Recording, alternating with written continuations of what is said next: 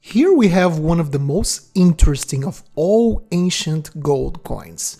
The first truly massive issue of gold coins ever to be made in the Greek world.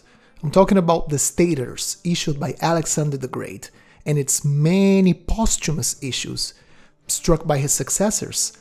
Let me tell you the story of this coin and why this is such a historically significant piece. You see, gold was not very common in Greece or any of the areas inhabited by the Greeks in the classical period.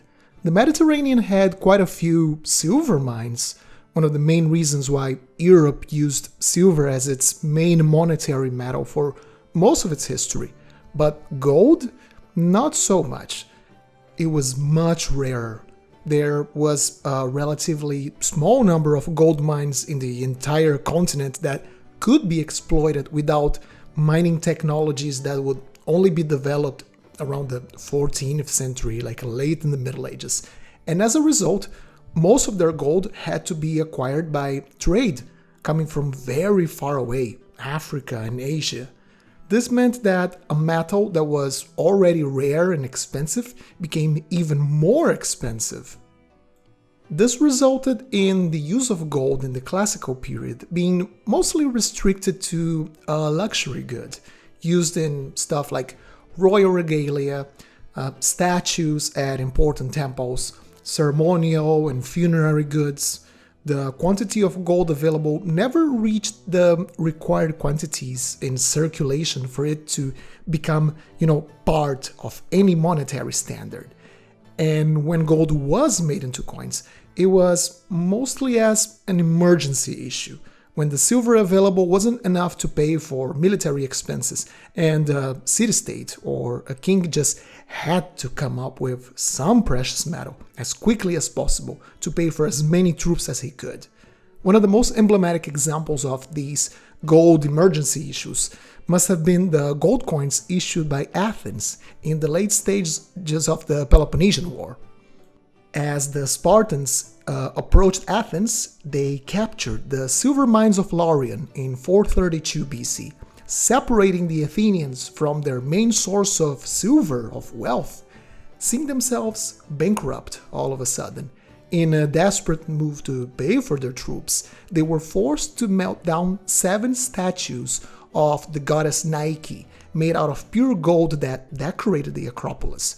With the gold extracted from the statues, an emergency issue of gold coins was made to pay for the troops. Some of these coins still exist today, actually. I'm putting one on the screen, but of course they are extremely rare. This situation of scarcity changed with the conquests of Alexander the Great. After defeating the Achaemenid Empire, conservative estimates claim that Alexander seized 5,000 tons of silver and 1,000 tons of gold from the different treasuries the Persian king had at different parts of his territory. The majority of this enormous treasure was made into coins.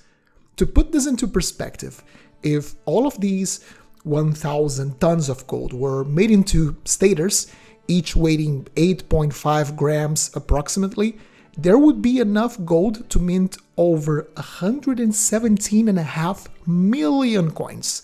And let's remember, each of these coins was worth something like 20 days of work for a laborer. It was a lot of money. Now we can start to grasp just how much money Alexander transferred from the Persians to the Greeks. It was really like a torrent of money. Alexander did not invent this denomination, the stater. His father, Philip II, was the one to introduce this coin to the Macedonian monetary standard. He actually struck another very iconic design, the one featuring the god Apollo on the obverse and a chariot on the reverse. This was another very popular design that kept being issued even during Alexander's reign and beyond. But the number of these coins just pales in comparison to the type introduced by Alexander. So let's analyze the design of this iconic stater, using as an example a lifetime piece struck at the city of Lampsakos between 336 and 323 BC. On the obverse we have the helmeted bust of Athena. I feel like this bust is a perfect counter to the obverse of the Persian gold coin called the Darik, which featured the image of the Persian king of kings. Here we have the bust of Athena, symbolizing the might of all Greeks under Alexander, ready for battle as she wears her helmet over her head. Athena was also the goddess that protected those fighting defensive wars. One of Alexander's arguments for attacking Persia was that it was a revenge over Persia's encroachment on the Greek mainland during the Persian Wars. So Athena here in this obverse is, in a way, justifying Alexander's wars as, first and foremost, an act in defense of the Greeks, defending the Greek sphere against the actions of Persia upon the Greeks. Whoever came up with this design had a talent for manipulating facts in their advantage. It was really a politician.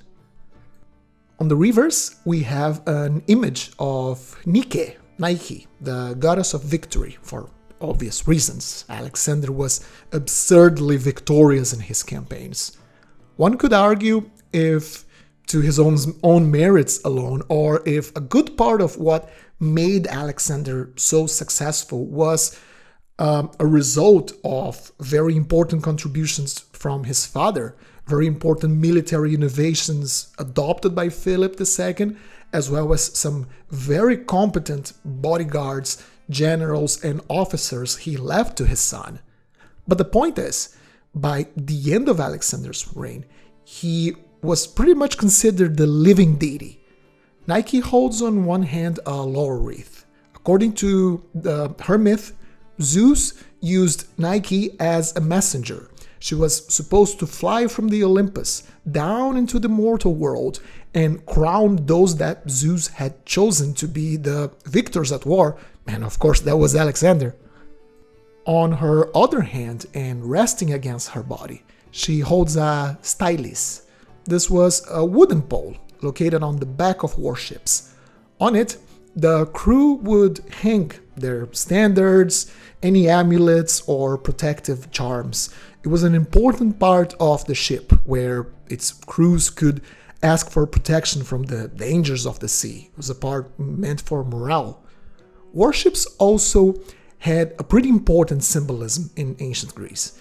They represented projection of power beyond one's borders and were one of the biggest displays of wealth and majesty from a king or from a city-state. It was expensive to build a warship, expensive to pay its crew, and expensive to maintain it. So by displaying a part of the ship on the design, it is basically yet another show of power on Alexander's part.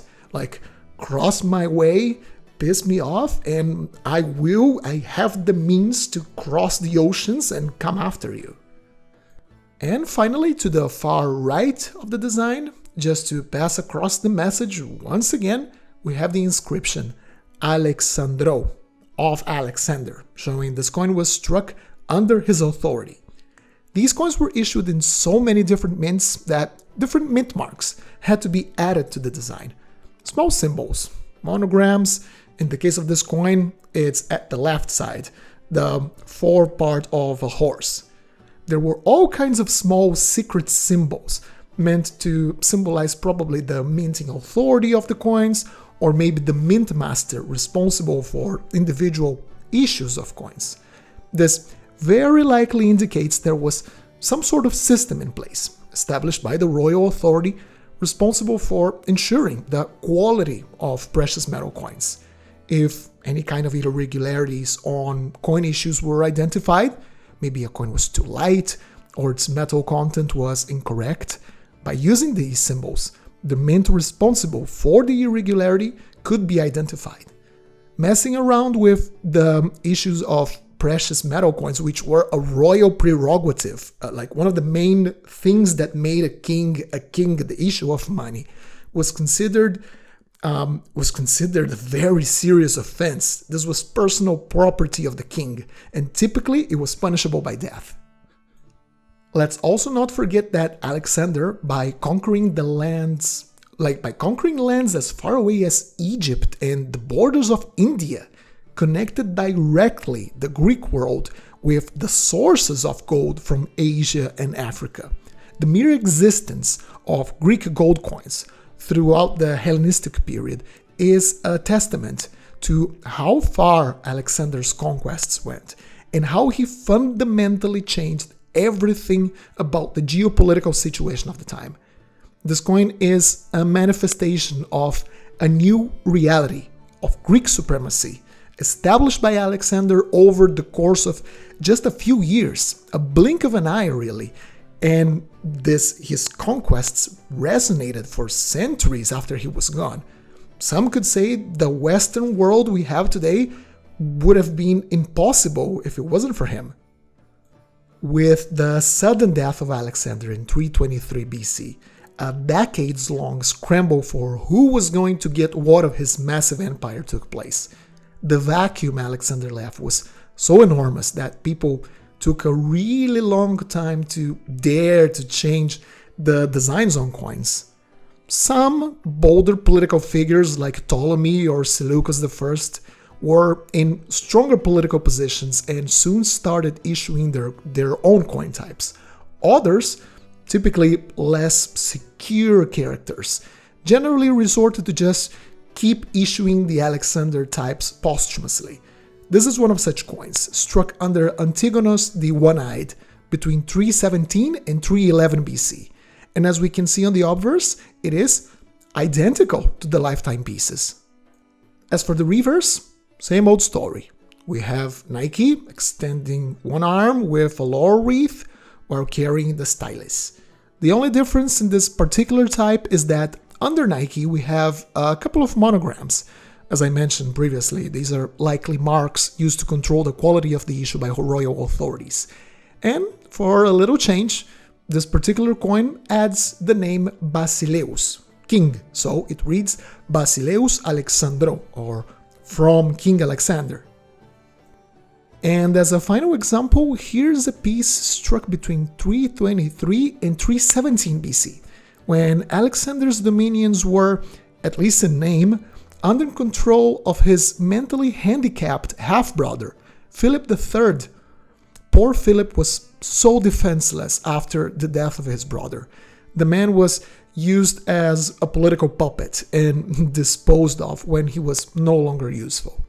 Coins struck under Philip's name, however, are very abundant. I would say, in fact, the majority of the Alexander types in gold and silver on people's collections right now were actually issued during Philip's reign. As we can see on the obverse, no changes were made here as well. We have the helmeted bust of Athena. However, on the reverse, we have a small change. The name of Alexander has been replaced with that of Philip. We can read Filippo, so from Philip. During his time, coins of the two types were minted, under Philip's name or posthumously in Alexander's name. It really depends on the mint and the coin issue. Apart from that, we have some different mint marks here as well. A couple of monograms to the left and a small cornucopia under Nike. As for the rest of the design, no changes. I mean, why change something that was immediately recognizable and well accepted, right? And here we have it, one of the most important ancient Greek coins ever struck. I absolutely love this type, and I hope I can add one to my collection in the future. What do you think of the Alexander gold staters? Let us know in the comment section down below. I hope you enjoyed yet another episode. Remember to leave a like and subscribe if you did. Happy collecting, and I'll see you soon. Let me give a special thank you to all of my amazing channel members and Patreons for their generous support. This channel would not be the same without your help.